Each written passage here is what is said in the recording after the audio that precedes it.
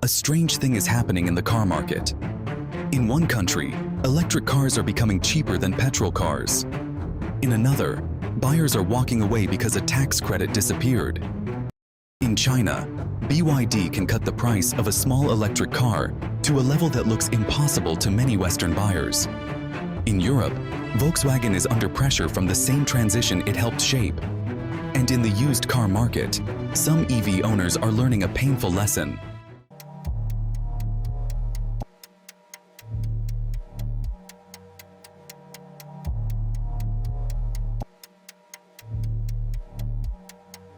A car can be cheap to drive and still lose value fast. That is the part beyond the spin. An electric car is not just a car. It is a battery on wheels. It is a software product. It is a subsidy product. It is a charging habit. It is a resale value bet. And if you are a buyer, business owner, fleet manager, or investor, that changes everything. So this video is not here to tell you EVs are the future, or EVs are a failure. The more useful question is this: when does an EV become a smart asset? And when does it become a very expensive mistake? Start with the big picture. The EV market is still growing globally, but the growth is no longer simple. Europe can have a strong month. China can export aggressively, while domestic sales weaken. North America can slow down after a subsidy expires. The same technology can look inevitable in one region and uncertain in another. This is why the headline, "EV demand is dead," is misleading. But the headline, "Everyone is switching to EVs smoothly," is also misleading. The real story is that the market is splitting by country, income level, charging access, policy support, and brand economics. For a buyer, that means the value of an EV depends less on the global trend and more on your local situation. Can you charge at home? Is electricity cheap where you live? Are there reliable fast chargers on your routes? Does your government support EVs today, and could that support disappear tomorrow? A petrol car is familiar. You know the fuel, the repair network, the resale market, and the driving pattern. A normal hybrid reduces fuel use without asking you to change how you refuel. A plug-in hybrid gives you some electric driving, but still carries an engine. A pure EV removes the engine completely and changes the value equation. That can be powerful. Fewer moving parts, no oil changes, strong acceleration, quiet driving, lower energy cost if you charge at home. But it also creates new questions. What is the battery health? How fast can it charge? How does it behave in winter or heat? How much will tires cost? What happens if the software, screen, or battery management system becomes outdated? So EV versus petrol is not just energy source versus energy source. It is mechanical certainty versus digital uncertainty. It is fuel station convenience versus charging habit. It is old resale logic versus new battery confidence. Price is where the EV story becomes tricky. A new EV may look expensive up front, but if electricity is cheap and you drive many kilometers, it may be cheaper over time. A used EV may look like a bargain, but only if buyers trust the battery and charging future. This is why subsidies matter so much. A government incentive can turn an EV from too expensive into affordable. But when the subsidy disappears, demand can fall and residual values can adjust. That is not just politics. That is money. It affects monthly payments, leases, dealer inventory, finance companies, and second-hand buyers. The buyer sees a discount. The investor sees margin pressure. The leasing company sees residual value risk. The manufacturer sees a volume target. The government sees climate policy. Everyone is looking at the same car, but each person owns a different risk. Now look at the industry fight. BYD has become one of the most important names in the global car market because it has attacked the problem from the cost side. Batteries, scale, vertical integration, software features, and fast model launches. When BYD cuts prices, it does not only pressure Tesla, it pressures Volkswagen, Toyota, Ford, Hyundai, Renault, and almost everyone else. For buyers, this can look wonderful, more features for less money. But for existing owners, price cuts can hurt. If the new model becomes cheaper, better and smarter, the car you bought last year can lose value faster. Volkswagen shows the other side. It has world-class brands, huge factories, and deep engineering history. But the EV transition demands software, battery economics, cost discipline, and China competitiveness at the same time. That is why this is not simply a product shift. It is a capital conversion problem. Old factories, old supplier contracts, and old labor models must convert into a new cost structure quickly enough to survive the price war. So before asking whether EVs are good or bad, ask the question that matters more. Who is carrying the risk when the car becomes a battery, a software product, and a policy bet? Resale value is where many people meet the EV reality. The first buyer may enjoy subsidies, discounts, and low running costs. The second buyer asks a colder question. How healthy is the battery?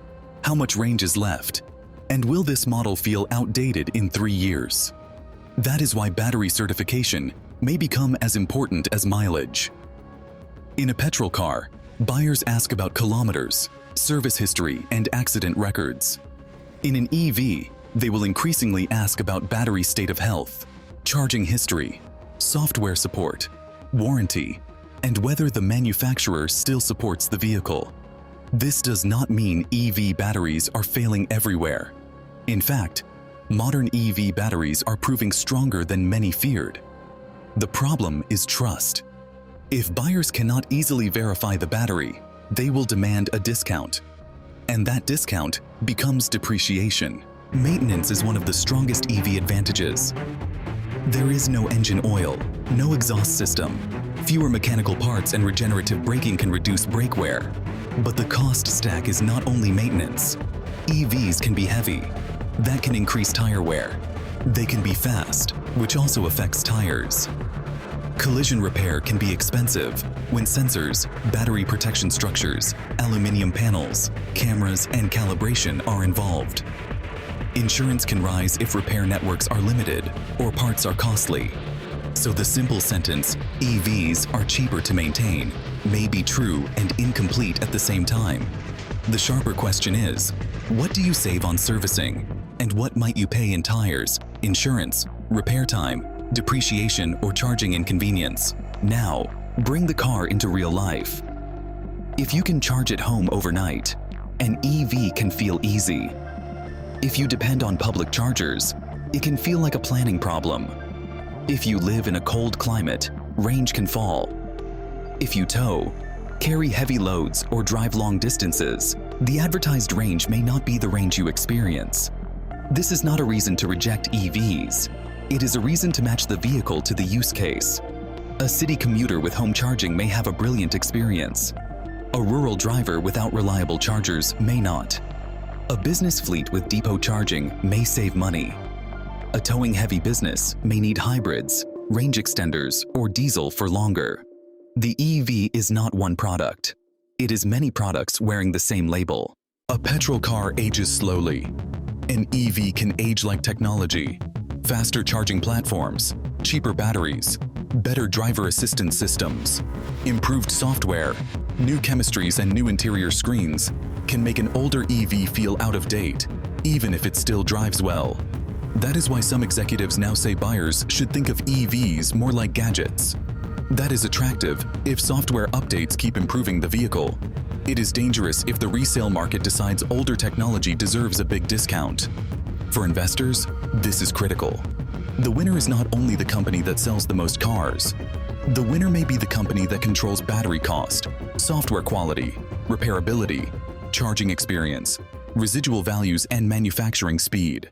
For individuals, watch your full ownership equation. Home charging, mileage, electricity price, insurance, tire wear, warranty, and resale confidence. For business owners, watch utilization. Vehicles that drive many predictable routes and charge at base can work very well. Vehicles that need flexibility, towing, or uncertain routes need more caution. For investors, watch margins, price cuts, inventory, residual values, battery supply, software execution, and policy exposure.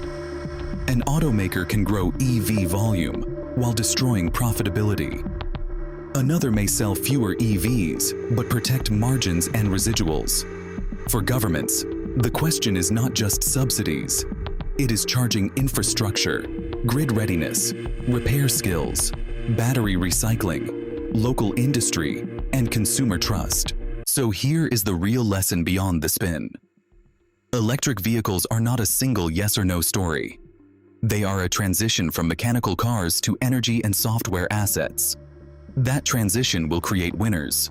It will also create disappointed buyers, pressured manufacturers, nervous leasing companies, and new business models.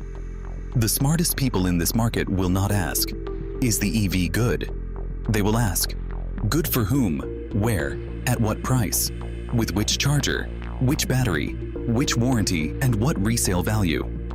Because an EV can be cheap to run, expensive to repair, brilliant to drive, hard to value, clean in one grid, less clean in another, and a bargain or a trap depending on when and where you buy it.